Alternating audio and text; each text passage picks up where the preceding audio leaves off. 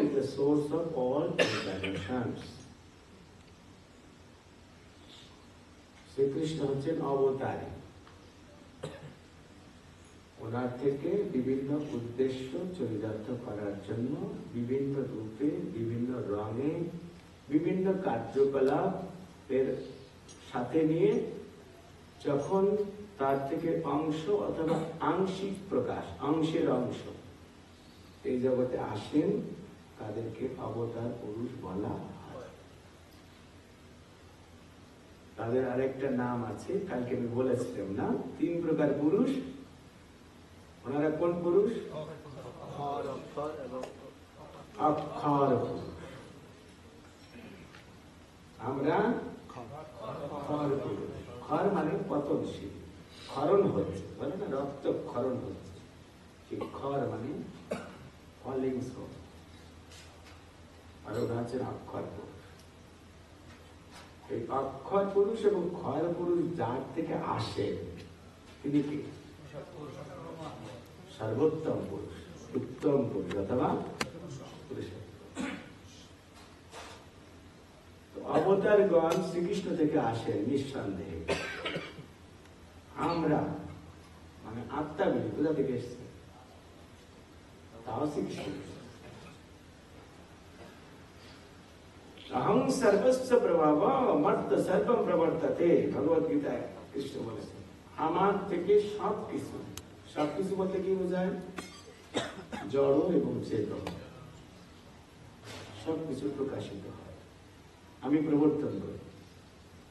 Everything এমানেটস from me, আমার থেকে সবকিছু আসে। তো তার মধ্যে আত্মা একটা বস্তু,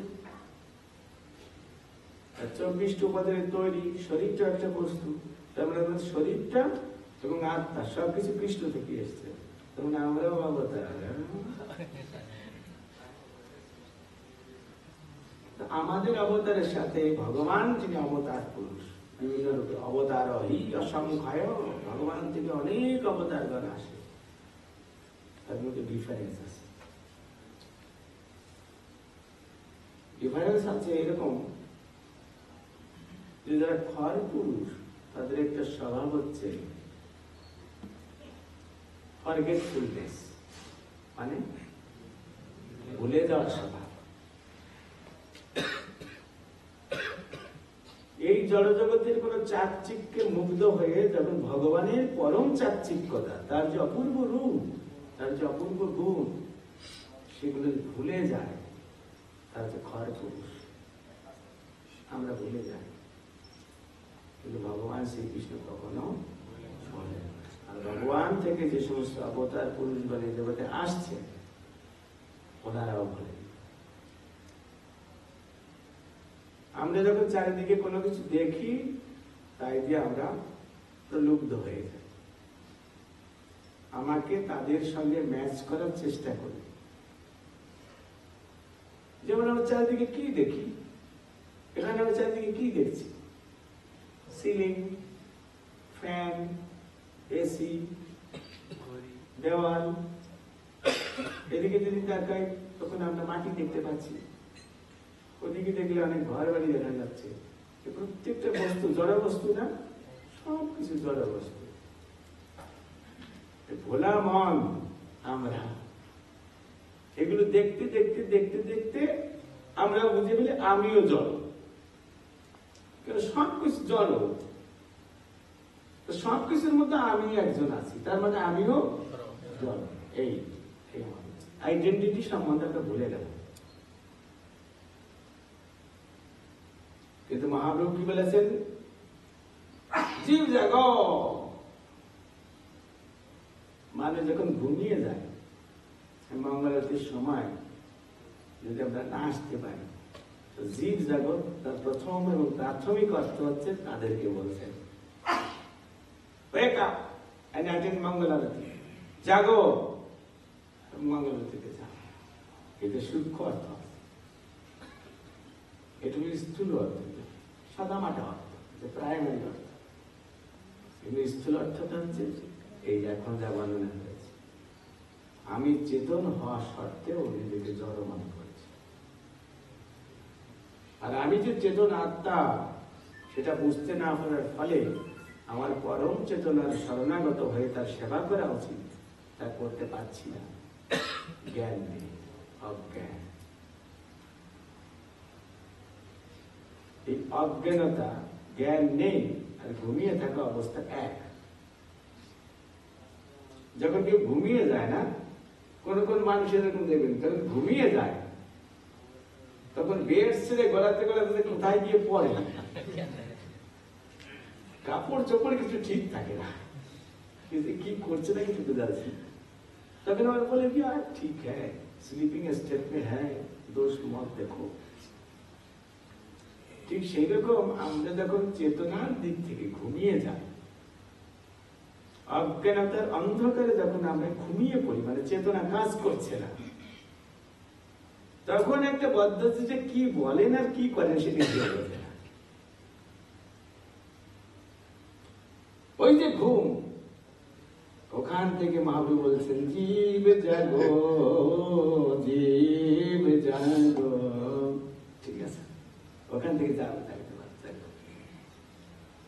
মায়া ঘুমে ঘুমে রইলি রে মন, দেখলি না চাহিয়া, গোনা দিন তোরে মনে করে যাবে রে পুরাইয়া, গোনা দিন তোরে মনে করে। আমাদের যে দিন না, আমাদের বয়স ইজ কাউন্টেড, সিলেক্টেড।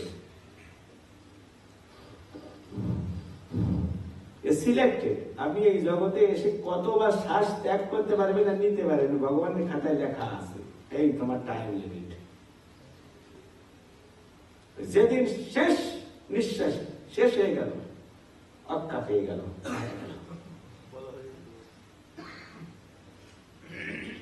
তা আমাদের কাকে জিজ্ঞেস করবো? কমলাক্ষ, বলো বয়সটা বাড়ছে না কমছে? এর আধ্যাত্মিক বিচার। জড়জগতের বিচারে আমরা কি বিচার করি? বাড়ছে। আধ্যাত্মিক বিচারে কি? যে তত্ত্বদৃষ্ট পুরুষ তিনি জানেন যে I am having some selected dates, কিছু নির্ধারিত দিন আছে, তার থেকে 1 বছর চলে গেল, মানে সেই সংখ্যাটা কমে গেল না? এই হলো আধ্যাত্মিক জীবনে প্রগতির পন্থা। এটা হচ্ছে স্পিরিচুয়াল অ্যাপ্রোচ। এইভাবে আধ্যাত্মিক ভাবে বিচার করতে হয়। তো এইগুলো সে জানলো না, বুঝলো না, আর যা করার তা করলো না, তাহলে সে লোকটা ঘুমিয়ে আছে। সে লোকটা আছে এই থেকে জাগতে হবে। কিভাবে আমরা জাগবো? আমরা দেখি আমাদের অস্তিত্বের 3টি স্টেট আছে, মানে অবস্থা আছে। একটা হচ্ছে যে দেখাশোনা যায়, ধরা ছোঁয়া যায়, এই যে আমাদের বেশ নাজে সুন্দরী বডি, হ্যাঁ, এইটা একটা রূপ। অস্তিত্ব বলতে কি বোঝা? অস্তিত্ব মানে আমাদের যা কিছু আছে সব মিলে সব জিনিসের সমন্বয়কে বোঝায়। শুধু আত্মা ইনকমপ্লিট এক্সিস্টেন্স, আত্মা না, শুধু শরীর, ওটা ইনকমপ্লিট। শরীর 2 প্রকার, সূক্ষ্ম এবং স্থূল।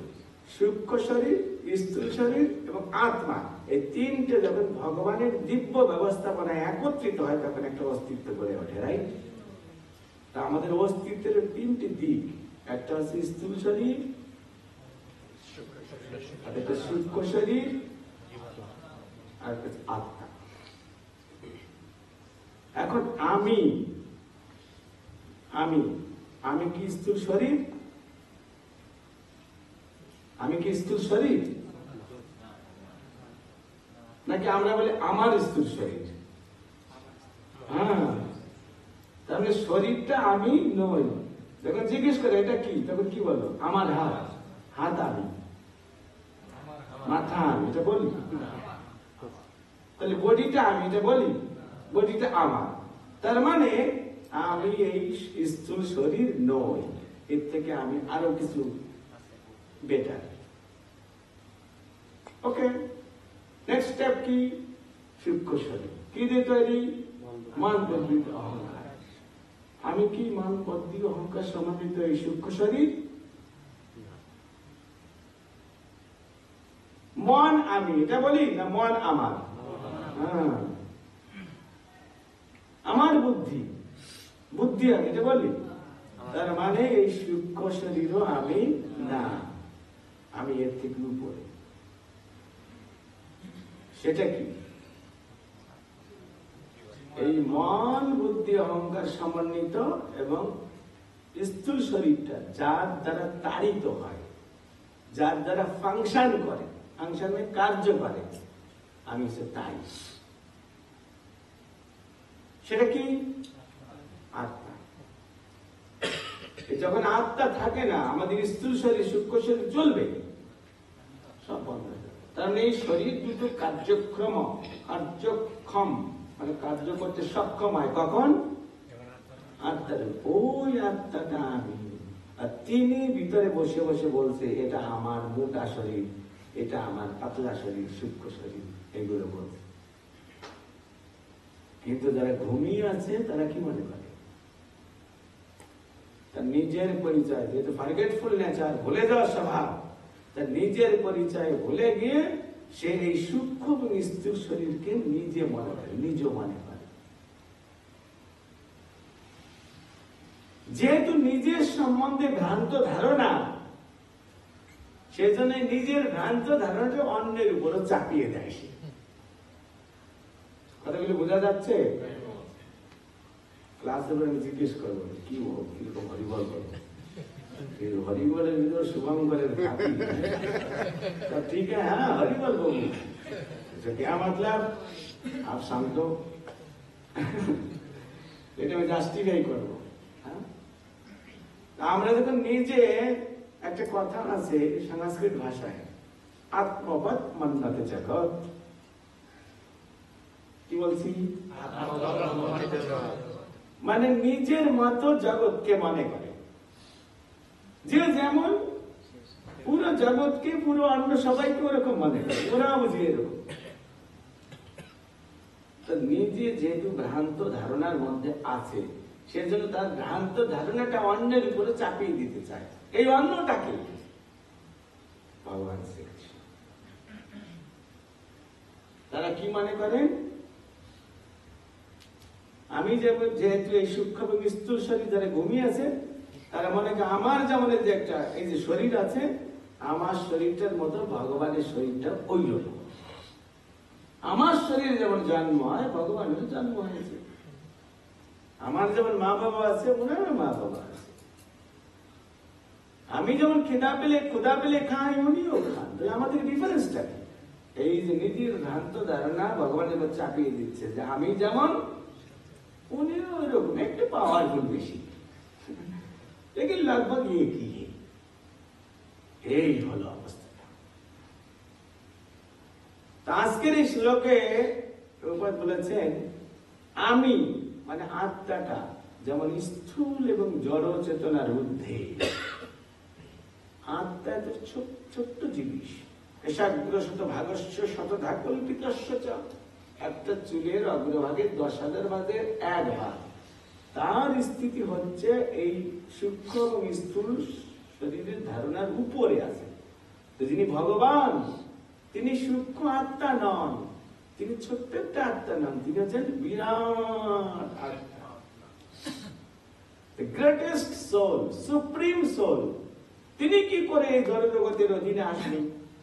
এই সূক্ষ্ম এবং স্থূল জড়টা শরীর জড়জগতের উপাদান দিয়ে তৈরি, তাই না? সেই জড়জগতের উপাদানের তৈরি সমন্বিত ঈশ্বরই উপরে হচ্ছে আত্মার অবস্থান। আর যিনি সমস্ত আত্মার উৎস শ্রীকৃষ্ণ, তিনি কি করে এই জড়জগতের অধীনে আসতে পারেন, জড় শরীরের অধীনতা স্বীকার করতে পারেন? সেটা পারবেন কখন?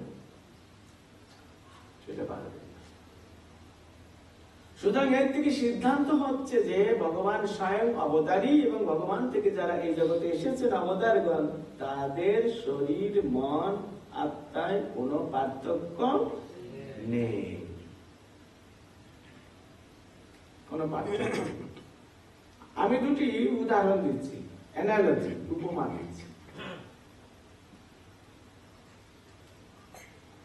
এই বায়ু সরি ধূলিকণা উড়তে দেখি আমরা, কখন উড়তে দেখি? ধূলিকণা কি পাঙ্খা হ্যাঁ? তো ধূলিকণা ওড়ে কখন? যখন বায়ু তাকে তাড়িত করে না। বায়ু তাড়া দিচ্ছে, সে দৌড়াতে বাধ্য হচ্ছে। কিন্তু ধূলিকণার কি এমন ক্ষমতা আছে যে ওখানে বায়ু তাড়া দিচ্ছে, ও নড়ছে না, বরং উল্টা করছে বায়ুকে আক্রমণ করছে? এরকম কখনো হয়? কিন্তু আমরা যেরকম বলি, কি বলি, কি পুরো জায়গাটা ধুলিতে আচ্ছন্ন হয়ে গেছে, এটা বলি না? ধুলায় ময় ময়, ধুলায় আচ্ছন্ন হয়ে গেছে পুরো জায়গাটা। মানে এই যে আকাশটা, এই যে খালি জায়গাটা, খালি জায়গাকে আকাশ বলে। কি বলে? আকাশ। আর খালি জায়গা মানে কিছু নেই, কিন্তু একটা জিনিস আছে না? কি আছে? বায়ু। তো বায়ু যখন তাড়িত করে, ধূলি সব উঠতে শুরু করে, কিন্তু সেই ধূলির ক্ষমতা নেই বায়ুকে আচ্ছন্ন করার, সে তাদের চালিত হয়। কিন্তু কখনো কখনো বায়ুকে আচ্ছন্ন করে ফেলে। কখন? ধূলি যখন অন্য কোনো ব্যক্তি বা বস্তু দ্বারা উঠতে শুরু করে,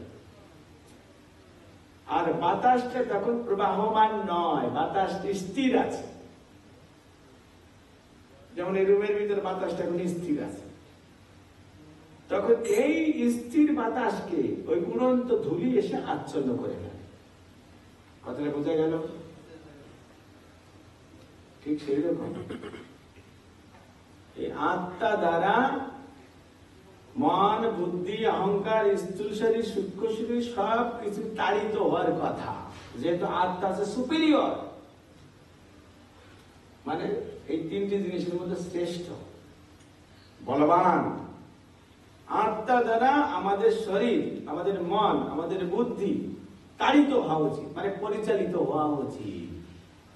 কিন্তু এখন কি মনে হচ্ছে, आत्मा द्वारा हमार मन परिचालित होच्छे ना मन द्वारा आत्मा परिचालित होच्छे? कभी भी हम यही नहीं बोलते हैं कि हमारा दिल जो चाहते हैं, हम बोलते हैं हमारा मन जो चाहते हैं वही करना है, राइट? तार माने मनेर प्रभाव, दुष्टु मनेर प्रभाव, डेविएटेड इंटेलिजेंस माने भ्रष्ट बुद्धि, यही द्वारा पावरफुल आत्मा साक्षी गोपालय माঝখানে বসে আছে, তার কোনো যোগ্যতা নেই, ক্ষমতা নেই, অক্ষম হয়ে বসে আছে, এনারা যেভাবে চালাচ্ছে সেভাবে চলছে। কথা তো তা ছিল না। ভগবত গীতায় কৃষ্ণ বলেছেন, কি বলেছেন? আত্মার থেকে নিচে কি? নিচে কি? অহংকার। কোন অহংকার? সত্য অহংকার। কিন্তু এখন আমাদের কোন অহংকার আছে? তার থেকে নিচে কি? বুদ্ধি। তার থেকে নিচে কি? মন। তার থেকে নিচে কি? এই ইন্দ্রিয়গুলি। এইটা হলো হায়ারার্কি, এই হলো, এটাকে বলা হয় ডিসেন্ডিং অর্ডার। উপর থেকে আত্মা যে নির্দেশ দেবে, এই সবগুলো সেটা পালন করবে, এটা হলো কথা। এটা এখন কি হচ্ছে? ইন্দ্রিয় যা চায় সেই নির্দেশ দেয় মনের কাছে। মন বলে ভয় কিনে পাগল, আমি তো আছি। মন তাদেরকে আশ্বাসন দেয়, ঠিক না? আর মন যেন তেন প্রকারে বুদ্ধিকে কনভিন্স করে, আর বুদ্ধিও ঠিক আছে। তারপরে এইভাবে বুদ্ধি যখন অহংকারের কাছে যায়, তখন অহংকারের সত্যতা আর থাকে না, সেই অহংকারের মিথ্যা অহংকারে পর্যবসিত হয়। এটি হচ্ছে অ্যাসেন্ডিং অর্ডার। ডিসেন্ডিং অর্ডার আর অ্যাসেন্ডিং অর্ডার। ডিসেন্ডিং মানে অবরোহ। কৃষ্ণ বলছেন আত্মাকে, আত্মা বলছেন অহংকারকে, অহংকার বলছেন বুদ্ধিকে। তাহলে নির্দিষ্ট কোত্থেকে আসছে? আর এইদিকে অ্যাসেন্ডিং মানে হচ্ছে অবরোহ। অবরোহ নিচের দিকে যাচ্ছে। আচ্ছা, কে বেশি এক্সপিরিয়েন্সড? কে বেশি পাওয়ারফুল? আমাদের ইন্দ্রিয়গুলি না কৃষ্ণ? তাহলে কৃষ্ণ যদি পাওয়ারফুল হয়, আমাদেরকে কৃষ্ণের কথা শোনা উচিত না ইন্দ্রিয়গুলো কথা শোনা উচিত? কিন্তু ঘুমিয়ে আছে যারা, তারা কে কৃষ্ণ, কি আত্মা, এসব কিছুই বোঝে না। ইন্দ্রিয় যা চায়, ইন্দ্রিয়ের কাজটা মনের সহযোগিতায় সম্পাদন করে, জড়বুদ্ধি সম্পন্ন। কথাকে বোঝা যাচ্ছে কোথায়? কিন্তু আত্মা হচ্ছে বাপকা বেটা। যেমন কৃষ্ণ সবসময় আনন্দ আস্বাদন করেন, সবসময় তিনি সক্রিয় থাকেন, কিন্তু না কিছু কিছু না কিছু করছেন। আত্মার অংশটা আসারি, ভগবানের অংশটা যদি আত্মা হয়, তার মধ্যে সেই টেন্ডেন্সি আছে, তার মধ্যে টেন্ডেন্সি আছে। কিন্তু আত্মা সে কথা ভুলে নিকৃষ্ট বস্তু দ্বারা প্রভাবিত হয়ে যায়, তখন তাকে বলে আত্মার পতন দশা। তার থেকে যারা নিকৃষ্ট, আপনাদের ধরুন ক্লাসে পড়াশোনা করেন, অনেক ছেলেরা আছে, আপনি কোন ছেলেদের সাথে ফ্রেন্ডশিপ করেছিলেন স্টুডেন্ট লাইফের কথা বিচার করেন? নিতাই দেব, কোন ধরনের ছেলেদের সাথে বন্ধুত্ব করতে, যারা তোমার থেকে ডাউন ক্লাস না হাই ক্লাস होना चाहिए? তোমার থেকে যারা ভালো ছেলে, ভালো মার্কস পেয়েছে, ভালো খুব খুব রেগুলার আছে, শিক্ষকদের কাছে খুব প্রিয়, তার সাথে আমাদের সঙ্গ করা উচিত। কেন? আমিও এরকম স্তরে যেতে চাই। আর যে স্টুডেন্ট যেমন, তার থেকে যে ডাউন মার্কায় কারোর সাথে সঙ্গ করে, তাহলে কি হবে? তার অবস্থা ডাউন। আচ্ছা, একদিকে মাঝখানে হচ্ছে আমি মানে আত্মাটা। এই যে উদাহরণটা দিলাম, এটা সেগুলো বোঝার চেষ্টা করবেন। আমি আত্মা, আর এইদিকে জড় বস্তু বা ইন্দ্রিয়, আমাদের ইন্দ্রিয়, চোখ, নাক, মুখ ইত্যাদি, আর এইদিকে কৃষ্ণ। আমার কার সঙ্গে সঙ্গ করা উচিত? কার কথা শোনা উচিত? কার দ্বারা পরিচালিত হওয়া উচিত? আমরা যদি কৃষ্ণের কথা শুনি, কৃষ্ণের শরণাগত হয়, তাহলে কৃষ্ণ যেমন জগৎ পূজ্য, ওই ব্যক্তি আত্মা তেমন জগৎ পূজ্য হয়ে যান। উদাহরণ হচ্ছে জগৎ বৈশিল প্রভুপাদ কি। কৃষ্ণকে সবাই পূজা করেন, কৃষ্ণকে সবাই সম্মান করেন, কৃষ্ণকে সবাই ভালোবাসেন, জগৎগুলোকে